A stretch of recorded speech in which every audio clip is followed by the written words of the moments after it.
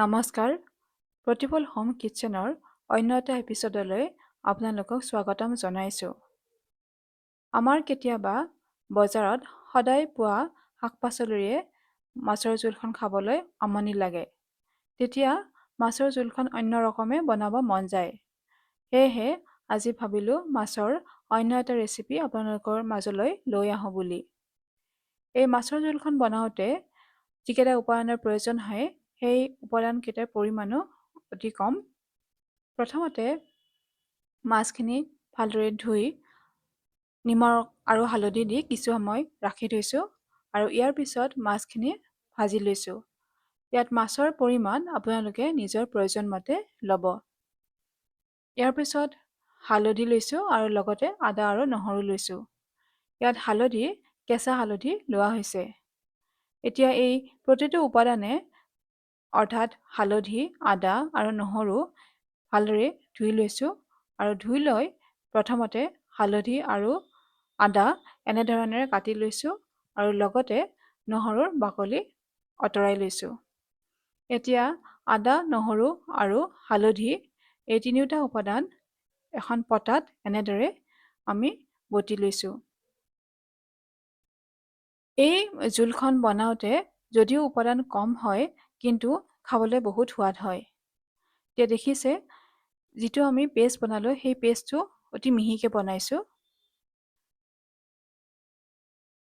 ইয়াৰ পিছত আমি এই পেষ্টটোৰ লগতে এটা মিডিয়াম চাইজৰ পিঁয়াজ কাটি লৈছোঁ আৰু পিঁয়াজৰ টুকুৰাবিলাক এনেধৰণেৰে সৰু সৰুকৈ কাটি লৈছোঁ। এতিয়া কেৰাহীটো বাৰ্ণাৰত উঠাই দিছোঁ। যেতিয়া কেৰাহীটো গৰম হৈ আহিছে তাত আমি তেল দিছোঁ। তেলখিনি গৰম হৈ অহাৰ পিছত যিখিনি পিঁয়াজ কাটি লৈছিলোঁ সেই কাটি লোৱা পিঁয়াজখিনি কেৰাহীটোত দি দিছোঁ আৰু লগতে কিছু সময়ৰ বাবে হেতাৰে লৰাই আছোঁ। যেতিয়া সি অলপ অলপ ৰঙচুৱা হ'বলৈ ধৰিছে, দেখাই পাইছে সি ৰঙচুৱা হৈ আহিছে, তেতিয়া তাত আমি আধা চামুচ পাঁচফোৰণ দিছোঁ। পাঁচফোৰণ দিলে যিকোনো ৰেচিপিৰে সি সোৱাদটো বঢ়ায়। এই পাঁচফোৰণখিনি দিয়াৰ পিছত হেতাৰে কিছু সময়ৰ বাবে লৰাই আছোঁ আৰু তাৰপিছত আমি পেষ্টটো দিছোঁ। এই পেষ্টটো আমি বনাইছিলোঁ আদা, নহৰু আৰু হালধিৰ পেষ্ট। এই পেষ্টটো দিয়াৰ পিছত পুনৰাই আমি হেতাৰে লৰাই আছোঁ। আমি প্ৰায় 7 মিনিটমান হেতাৰে এনেধৰণে লৰাই থাকিম। অলপ খৰতকীয়াকৈ লৰাম যাতে সি তলত লাগি নাযায়। ইয়াৰ পিছত আমি কুহুমীয়া পানী দি দিছোঁ। পানী খুব বেছিও নিদিব, বেছি দিলে সি বেছিকৈ পনীয়া হ'ব। এতিয়া উতলিবলৈ আৰম্ভ কৰিছে। যেতিয়া সি উতলি আছে তেতিয়া আমি এটা বাতিত অলপ প্ৰায় এচামুচ কৰ্ণফ্ল'ৰ পাউডাৰ লৈছোঁ আৰু তাৰপিছত অলপ পানী দিছোঁ।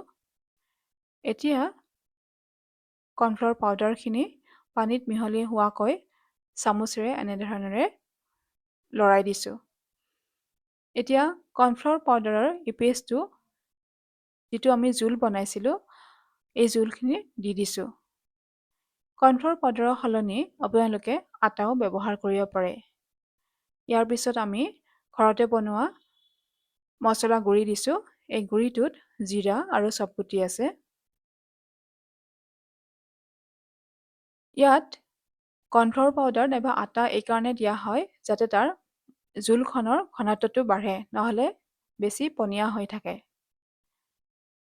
ইয়াৰ পিছত আমি জালুকৰ গুড়ি দিছোঁ। জালুকৰ গুড়ি আধা চামুচ দিছোঁ।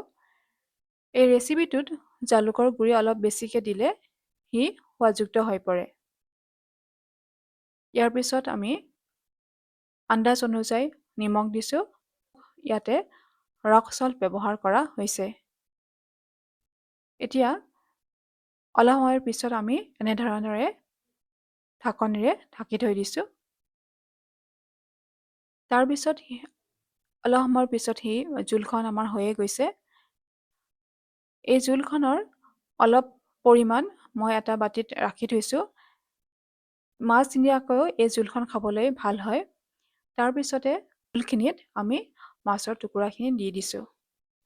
তাৰপিছত পুনৰাই আমি ঢাকনিৰে ঢাকনি দি থৈছোঁ, যাতে এই মাছখিনিৰ ভিতৰলৈকে জোলটো সোমাই যায়, কাৰণ মাছেও জোলখিনি সোৱাদযুক্ত কৰি তোলে। এতিয়া দেখিছে সেই কালাৰটো ধুনীয়া হৈ আহিছে, ভালদৰে উতলি আহিছে। যেতিয়া সি ভালদৰে উতলি আহিছে, তেতিয়া আমি বাৰ্ণাৰটো অফ কৰি দিছোঁ।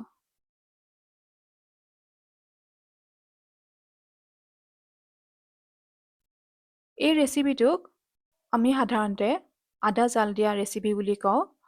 অৱশ্যে ঠাই বিশেষে এই ৰেচিপিটোৰ নাম বেলেগ বেলেগো হ'ব পাৰে।